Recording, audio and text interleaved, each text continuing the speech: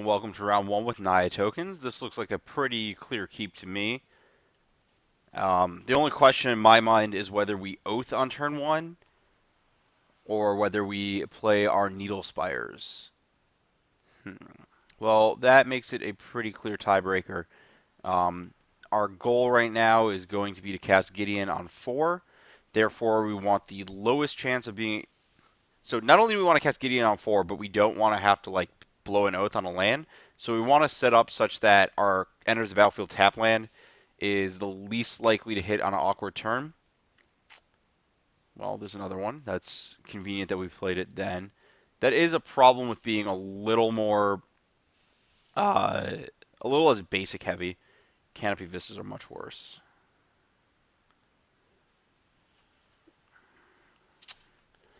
That is a beating. Okay, so I think here, I guess this Nisa doesn't really help us this turn.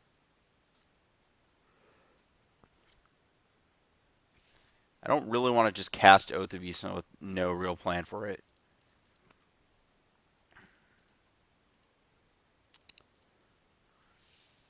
But this lets us go Forest, Gideon, and then stuff, or we can just double Advocate next turn, which might just be better. Always watching. Interesting. So, Gideon token, double block the Reflector is a plan I'm down with. Especially because Knight doesn't kill then. And then I can make a decision next turn as to how to use my advocates and everything.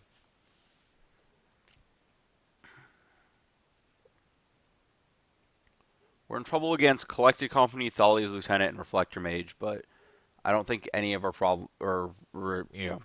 any of our things solve those problems.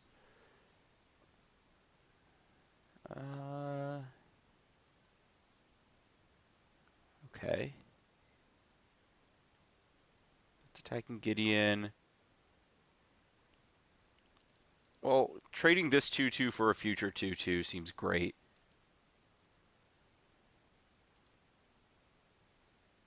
Interesting.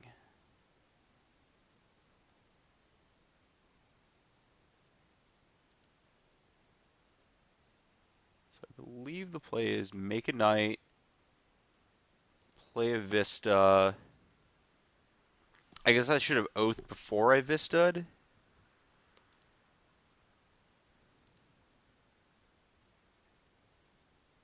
And I don't think. I think third Advocate here is probably better. It's dead to. I'm dead to third Reflector, but whatever. And then play Advo. And then I want to make my opponent sacrifice an enchantment. I want to do this main phase because I just want no chance of getting blown out by anything. And I want to fight down Den Protector.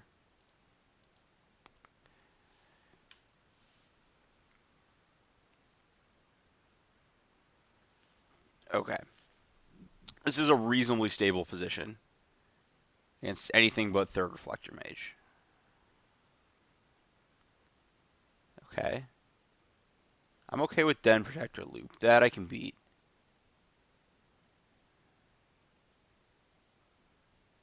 Maybe maybe I wasn't supposed to kill the Den Protector, but it felt like the most threatening thing at the time. Okay, so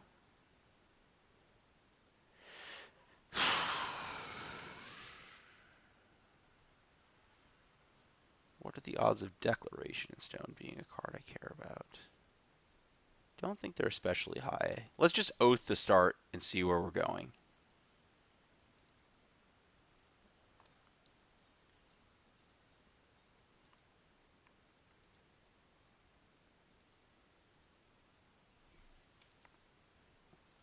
I think Gideon wants to jam. I don't think the token's doing too much. I think I have to kill my opponent before they establish Den Protector or Duskwatch dominance.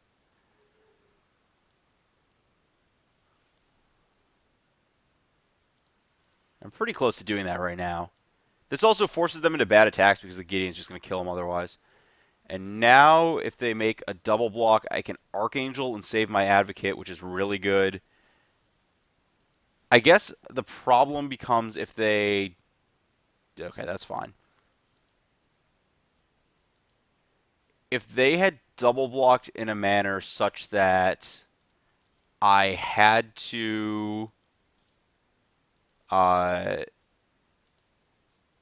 kill a Reflector Mage and then they could Den Protector it, that would have been kind of obnoxious because then I'd be stuck with a bunch of Advocates in hand.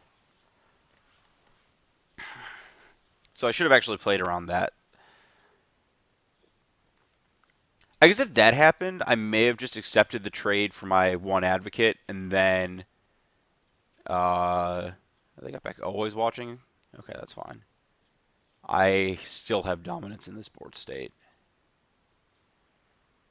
Like, a lot of dominance. Oh, what does that kill? All of my opponent's things? That's so convenient.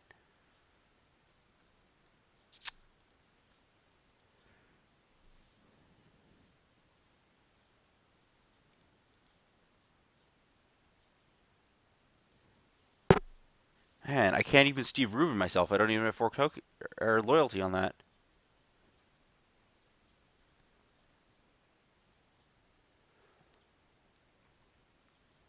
None of this ends well for you.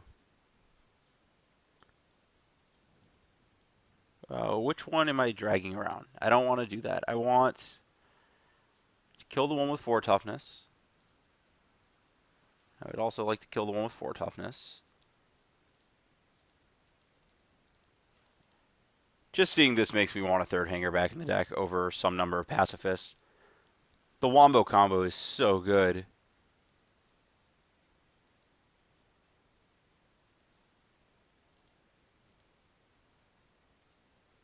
Had it.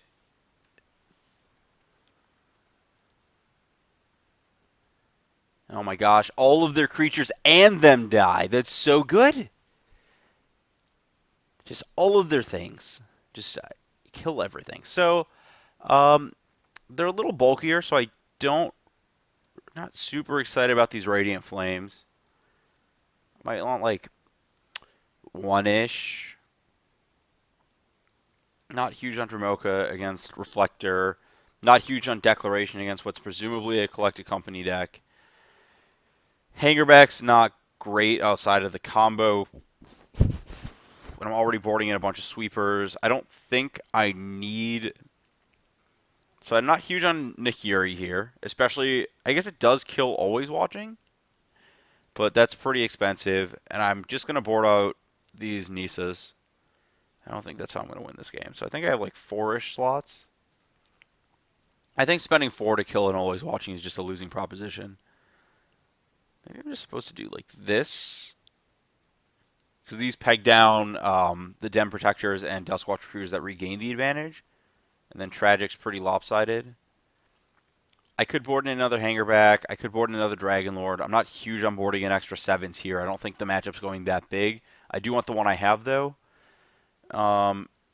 Maybe my own Den Protectors is considerable, but I'm not huge on it.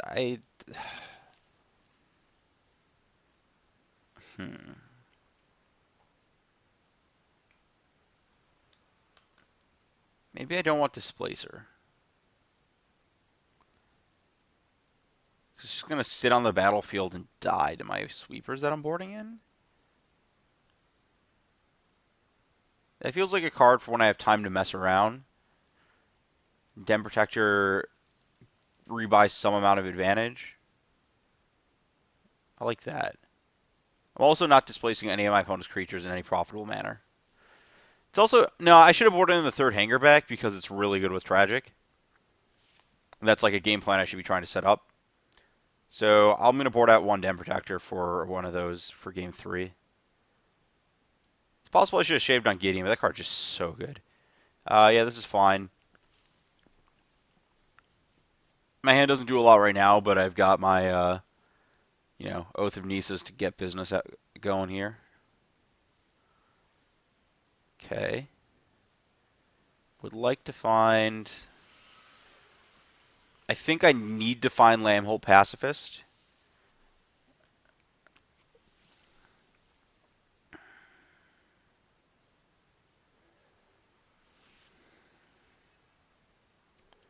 That is a great card to kill with Dromoka's Command.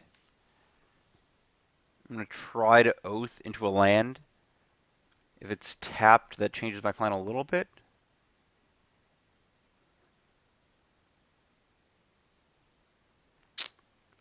Oh my gosh, give me a red source. Please give me a red source off the top.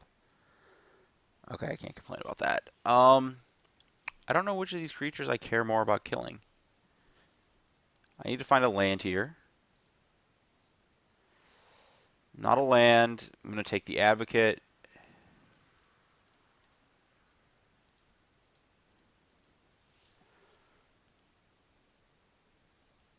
Didn't see the need to Dromoka's right there. My opponent doesn't have anything to rebuy with the Morph yet. And the Dusk... Like, I kind of want to save the Dromoka's to fight over, like, Always Watching too. If my opponent does nothing, I start actually killing them pretty quickly. Oh my gosh, red source, please. That's not a red source. That's not a nice deck. So, if I add a counter to Pacifist and fight something down... Huh.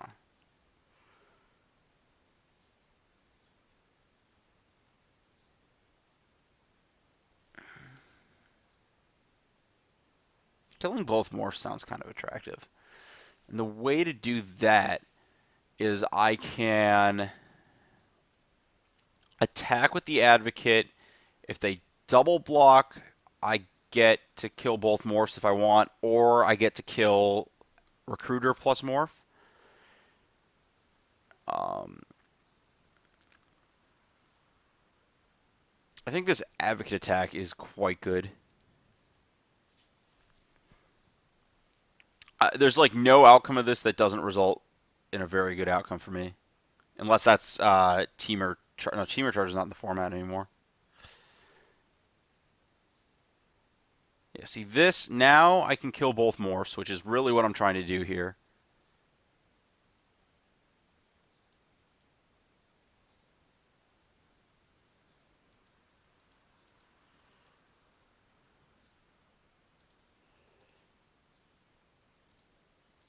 Yeah, this is fine.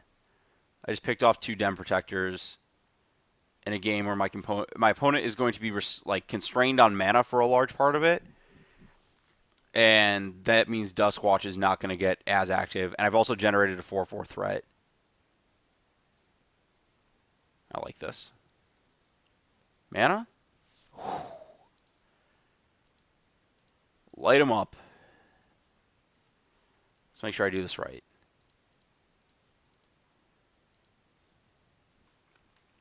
That seems like great value.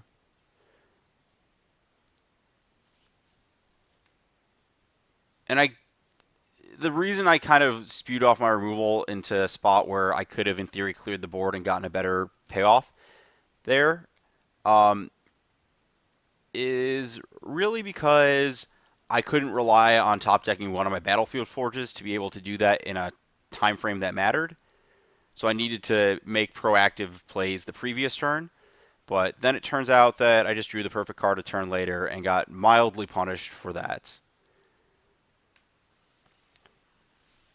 Making Gideon slightly less protected just doesn't matter because there's not really a good way for my opponent to get to enough power to kill it here.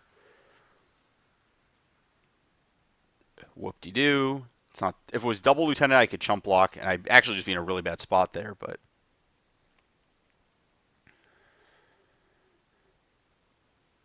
Kind of interested in Emblem, make 2 more creatures attack. Is that better than just Beast Mode Gideon attack?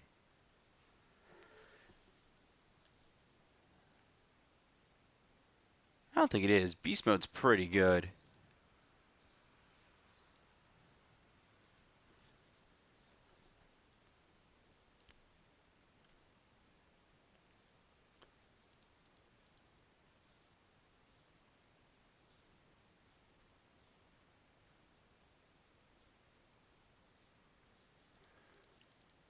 Play my face down creature.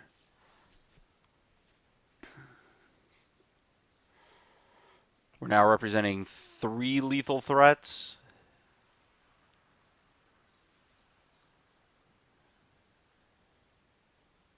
Plus, actually 4.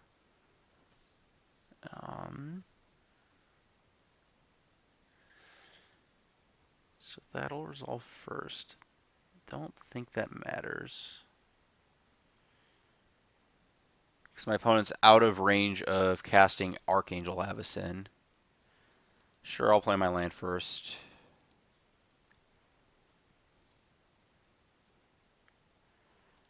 Currently representing a lethal attack. We don't have to take any actions until our opponent does.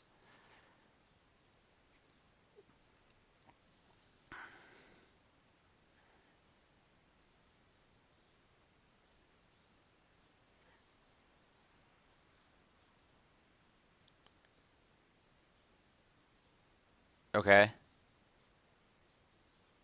Well, great. We green white what or we green white tokened our opponent real hard, and by that I mean our opponent just kind of got jammed on because they missed land drops, and like green white is just this weirdly threatening deck for no reason. Very reminiscent of Jund back in the day, actually. Just a lot of weird sticky threats that are hard to interact with profitably. A lot of power and just like a lot of games like you just die for no reason. Cool. Eerie Interlude's also just like super awkward. Playing conditionally against these decks just doesn't end well unless you are like KOing them with whatever your conditional play is. Like conditionally playing to Ulamog, great. Conditionally playing to like counter their wrath, not so good.